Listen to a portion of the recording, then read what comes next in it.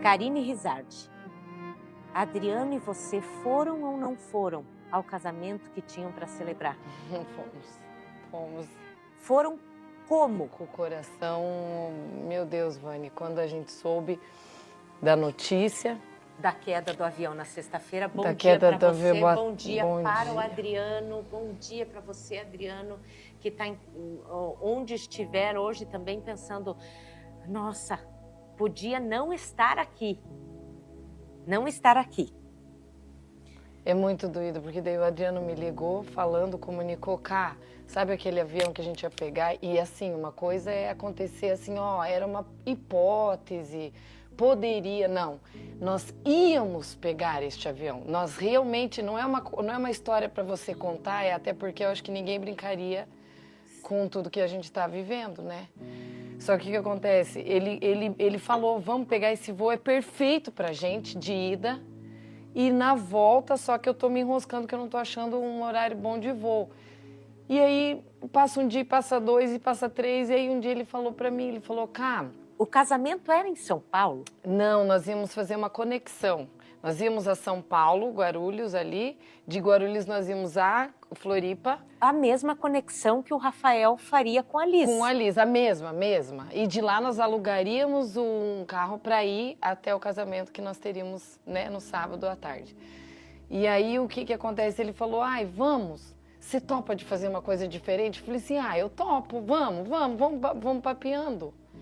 E ele comprou a passagem. De ônibus? De ônibus, mas quem compraria uma passagem de ônibus de 15 horas dentro do ônibus, em troca sendo que o valor estava similar, não fazia sentido, Vani. Foi por Deus. Quando eu caí em mim, assim, que eu não via notícia, daí ele me ligou, me informou, daí começou meu celular, daí começou a gente ligando, daí minha irmã acabou desmaiando porque meu pai estava no voo, estava indo para São Paulo também. Em outro voo. Só que a diferença, exatamente, a diferença é que daí meu pai foi no voo das 2, eu iria no voo das 10, você calcula, um dos 3 era para morrer na história, né? E no fim, aí começou todo aquele fuzuê e eu comecei a cair em mim, assim. A minha preocupação foi as 3 meninas, né? Porque eu falei, meu Deus, quem que vai cuidar das 3? Elas não embarcariam com vocês, não, de qualquer maneira. Dois e nesse momento convidados. da queda do avião, vocês não estavam no ônibus ainda, indo a São Paulo com o outro transporte que vocês arrumaram em vez do voo. O nosso transporte era 6 da tarde. Então, quando a gente foi... E olha, gente, é tão engraçado que... 15 horas dentro de um ônibus, eu não lembrava nem mais o que era pegar ônibus. No início eu pegava ônibus na faculdade há 20 anos atrás, no tempo que o banheiro do ônibus era lá em cima. Eu nem sabia que os banheiros hoje estão lá embaixo, lá na parte de baixo. Então, assim... E vocês viajam muito a gente para fora demais, do país. Exatamente. Sempre... E daí, como que a gente ia fazer? Me diz, não tem outra explicação. E ao mesmo tempo que eu fiquei muito agradecida, eu estava triste, porque, veja bem, a gente conhece muita gente. Hoje está sendo velado os corpos da Karine. E a Karine estudou comigo. Daqui a pouquinho, a partir das 3 horas da tarde. Exatamente. E aí você veja, eu e ela na escola, passa 20 anos, eu e ela era para estarmos no mesmo voo, a Karine Pessoa e a Karine Rizardi. A gente escutava isso na escola. E o Júnior Zini deixaram os 2 filhos em casa também. Eles estavam indo num compromisso sem os filhos. O Matheus e o Arthur, de 10 e 8 anos, estão órfãos de pai e de mãe. As tuas meninas são a Ana, vamos para as 3 Anas, nomes delas? Ana Carolina, Ana Clara e Ana Vitória. Com quais idades elas estão? 15, 13 e 11. Imagina a história. E daí são 3 crianças, não são uma, né? Daí imagina com quem ia ficar. Você fica pensando se... Ai, você pensa tanta coisa, Vani, é muita informação. E assim, gente, você não sai igual. Você não sai 15 horas dentro do ônibus, que no fundo viraram 19 horas dentro do ônibus. Dá tempo para muita terapia, concorda? Porque eu e a Adriana, a gente só se pegava assim na mão e a gente não falava nada. Porque parece que você tá boba, assim, a gente fica parecendo boba, porque é muita coisa que se reflete. E a situação, ela tá muito do teu lado, você sente que ela tá aqui. E ela ainda tá muito forte. Ela tá reverberando demais em mim, assim, sabe? Vocês têm uma conexão muito forte com Deus, não é de hoje. Você faz as palestras na igreja presbiteriana. O Adriano sempre, de alguma maneira, né, ligado... Ele que me guia, ele que... Vocês acreditam que existe a hora da partida? Você sabe que, mais do que pensar na hora da partida, eu fiquei pensando, sabe? Primeiro, agradecer muito meu marido, porque eu não teria o feeling dele, sabe? De falar, vamos de ônibus. Eu só concordei. Foi uma coisa tão inocente, não foi... Eu achei top, legal, vamos bater papo, vamos sonhar. Eu tava assim, vamos fazer uma coisa diferente, faz tempo, né? Eu só vivi isso com ele uma vez. Mas eu fiquei pensando mais, quando Deus diz não, Vani, para nós em algumas coisas, assim, é pra gente entender que é um carinho dele com a gente, sabe? E pra gente... aceitar, não ficar batendo boca, não ser teimosa. Tá aberto a absorver aquilo também. Enxergar que a gente pode ter mudança que a gente não precisa ter controle, sabe, das coisas. Daí eu fiquei pensando também, o que a gente não faz é tão importante quanto aquilo que a gente faz. Porque eu fiquei me colocando assim, eu comecei a rever, daí óbvio que daí no ônibus a gente ficou revendo as fotos. E a gente não falava nada, a gente só estava assim... revendo a foto de família, da nossa família. Eu olhava a Vitória trocando os dentes. E eu pensei, se eu tivesse ido, o que eu não fiz nesses 2 anos agora era tão importante quanto o que eu fiz. E eu pensei, como valeu a pena, eu estou desacelerada. Você diz de não atender tanto paciente no consultório. Eu diminuí a clínica, eu saí das palestras daqui um pouco, eu resolvi acalmar porque elas estão em transição para adolescência. Eu falei, eu quero estar ali, eu não vou ser aquela mãe que vou estar fazendo outra coisa, eu estou ali. Agora, 60 dias atrás, eu fiquei sentada do lar, eu ensinei as meninas ali a cuidar da casa, a cozinhar assim, sabe? Daí eu falei, meu Deus, o que eu não faço é tão importante quanto o que eu faço, sabe? E às vezes, gente, é tudo vaidade, assim, você pensa que se eu morresse, um paciente arruma outra, tem 500 psicólogas boas no mundo, sabe? Mas deixar desassistida 3 crianças... Onde você é insubstituível. Né? E eu sei, gente, isso eu tô falando hoje porque eu tô com a emoção aflorada, mas aconteceu uma coisa que deixou a gente super abalado, né? Com relação ao Rio Grande do Sul, agora há poucos dias atrás, há 4 anos atrás a gente estava com pandemia, todo mundo na hora da dor, todo mundo se comove. Passa algumas semanas, a gente esquece, a gente vai tocando a vida, ela volta ao normal, graças a Deus. Só que assim, tem coisa que não dá para ficar. Então, quando Deus... Que a gente tem que aprender. Não dá, porque senão você... Eu pensei, nossa, como 15 horas dentro de um ônibus te faz bem, porque ele te faz voltar para o início de tudo, que às vezes é um simples fogão a lenha, que às vezes é um simples chazinho, sabe? Ontem eu fui buscar minha filha na escola...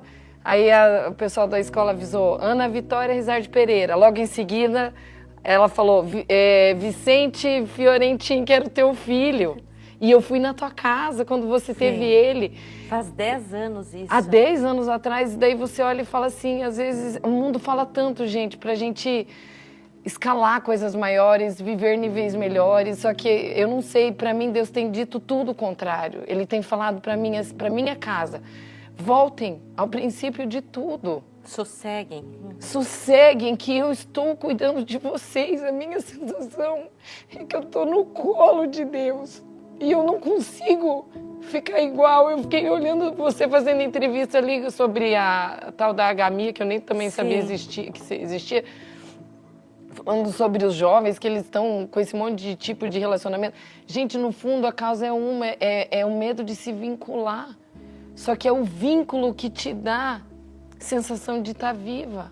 Porque se eu tivesse ido, eu confesso que eu estaria feliz. Assim, eu estou feliz com as minhas escolhas de vida, sabe? Só que é o vínculo com 3 crianças que me torna desesperada por lutar nessa vida, sabe? Daí você fala, eu não posso ficar igual. Eu não posso estar aqui 3 semanas, estar igual, sabe? A gente tá vivendo uma dor e a dor ela é coletiva nessa cidade.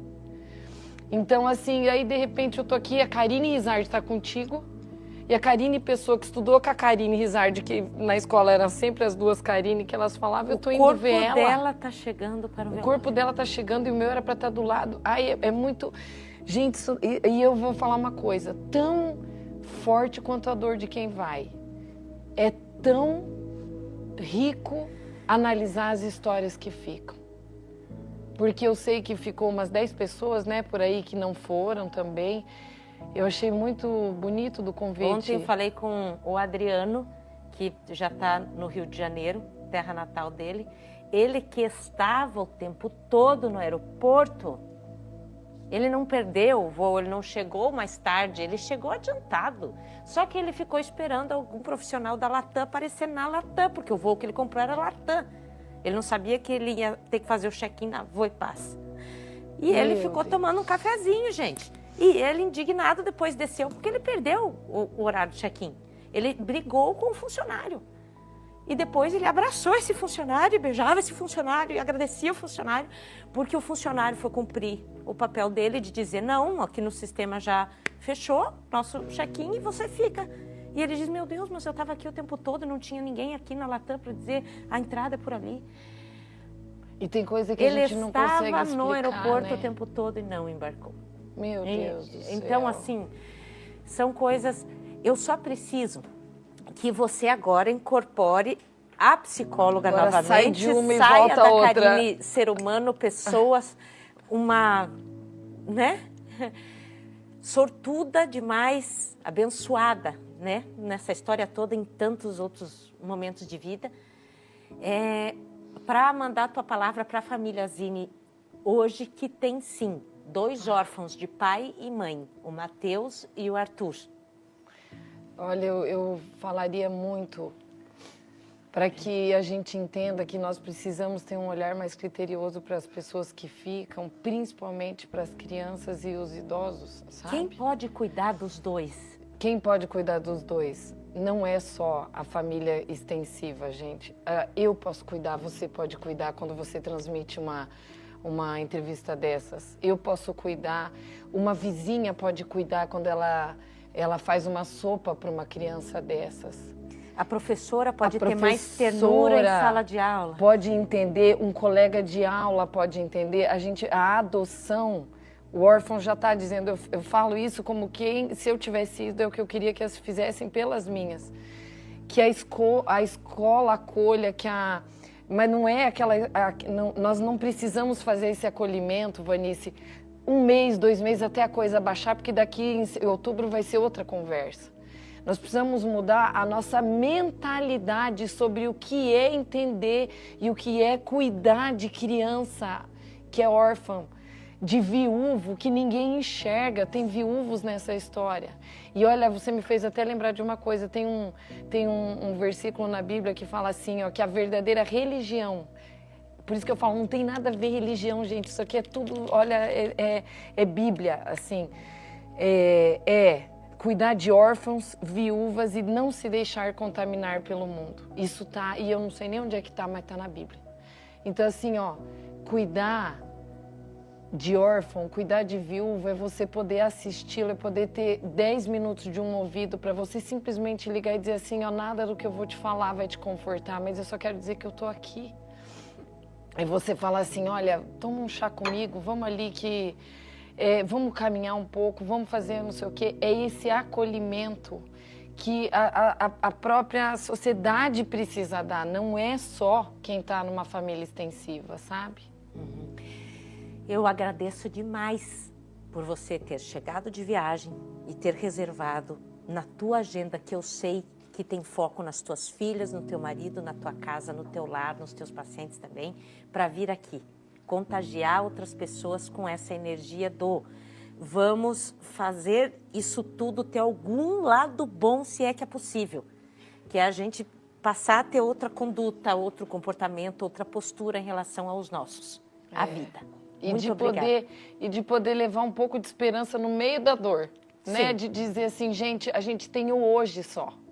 É isso que eu posso controlar. Então, que seja um hoje ricamente bem vivido, né, Vânia? Obrigada.